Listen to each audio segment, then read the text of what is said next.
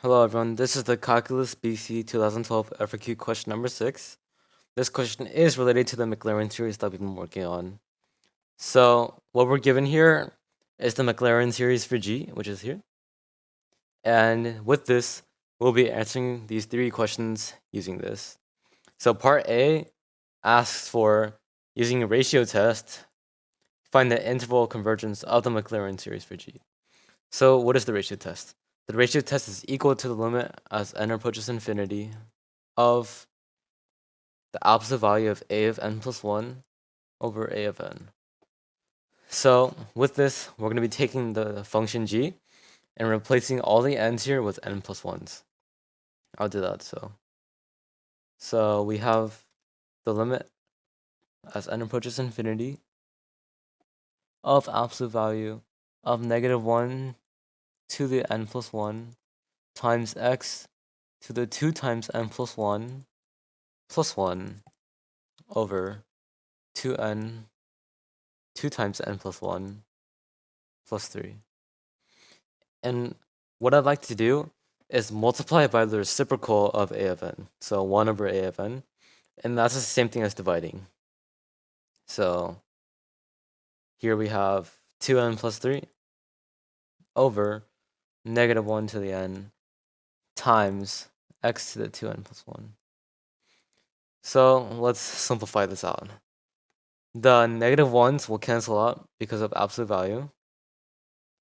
And we can simplify this to x to the 2n plus 1, 2n plus 3.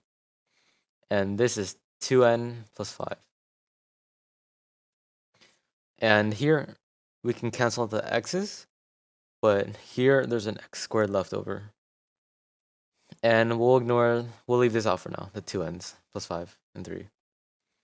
So that's equal to x squared times the limit as n approaches infinity of 2n plus 3 over 2n plus 5.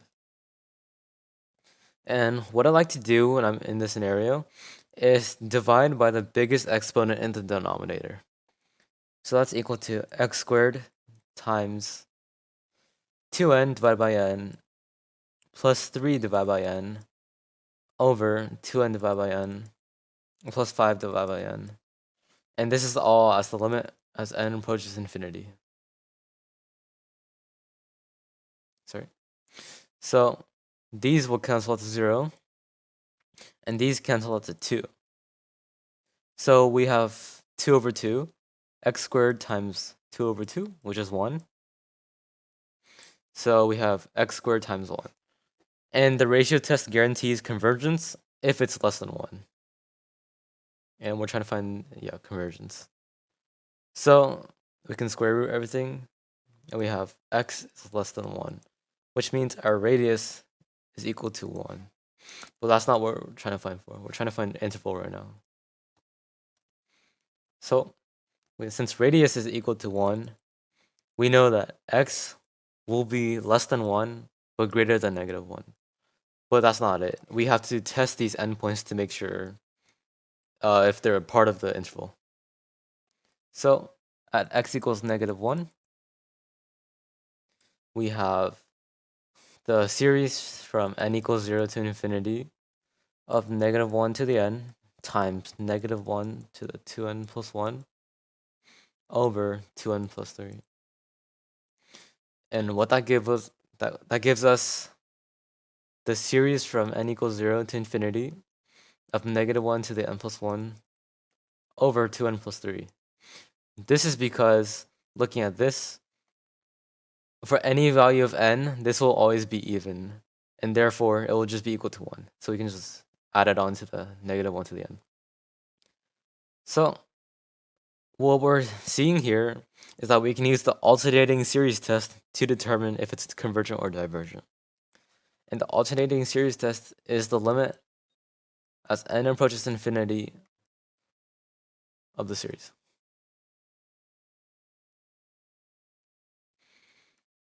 And this is equal to 0. And by definition of an alternating series test, it's 0, which means it converges by alternating series test. So That means at x equals 1, it is part of the interval.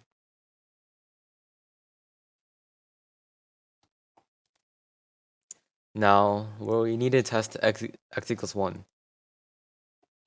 So that's a series from n equals 0 to infinity of -1 to the n times 1 times 2n plus 1 over 2n plus 3. So since this is 1 here, it will always equal 1 for any value of n. So we can cancel that out. So what we're seeing here is another alternating series test. So that's the limit as n approaches infinity of the series. So we have -1 to the n over 2n plus 3. It's equal to 0 again, which means convergent by alternating series test. So that is part of the interval. And there you have it. We have solved the interval convergence of the Maclaurin series for G, which is right here. So that was part A, and now we will move on to part B. So part B is asking for the Maclaurin series for G evaluated at x equals 1/2, whose terms decrease in absolute value to 0. The approximation for G of 1/2 using the first two non-zero terms of the series is 17 over 120. Show that this approximation differs from G of 1/2 by less than 1 over 200. So what it's asking for is to find the third term less than 1 over 200. And it gives us the first non-zero terms is 17 over 120. So this is equal to the absolute value of G of 1/2 minus 17 over 120, and that's given right here.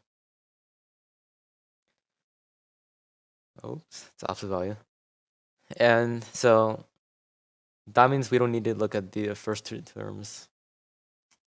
So what we have here is to find if 1/2 to the 5th power over 7 is less than 1 over 200.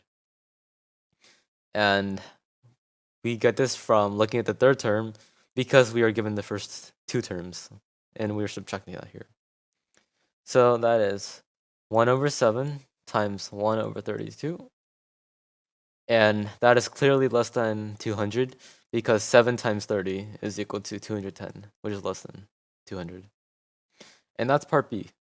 We show that by plugging in 1/2 into the third term, it is less than 1 over 200, and that approximation differs than that. So yeah, that's part B. And then we'll move on to part C now. Part C asks for the first three non-zero terms and the general term of the Maclaurin series for G prime of x. So it's asking for the first three terms, which is x over 3 minus x cubed over 5 plus x to the 5th power over 7. And finding the derivative of this, you just use the power series like normal. So that's equal to 1/3 minus 3x squared over 5, right? Plus 5x to the 4th over 7. And we set that equal to the series of -1 to the n times 2n plus 1 times x to the 2n over 2n plus 3.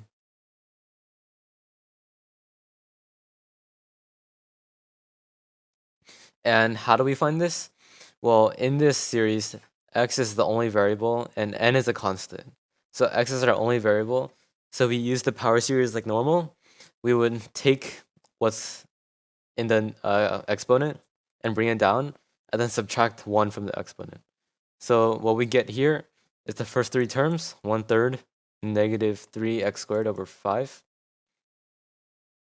plus 5x to the 4th over 7 dot dot dot -1 to the n times 2n plus 1 times x to the 2n over 2n plus 3 ... And there you have it. That is part C, in which we have written the first 3 non-zero terms right here, and the general term for the Maclaurin series of g prime of x. This is g prime of x. And yeah, that it will be the FRQ question number 6 of the 2012 BC. Thank you very much. Also, I forgot to mention that if you wanted help with the series or just need a recommendation in general, here are 2 good things you can look at. The first one is the Calculus BC 2014 FRQ number 6. It is the Taylor series problem, but it's very good because it's similar to this.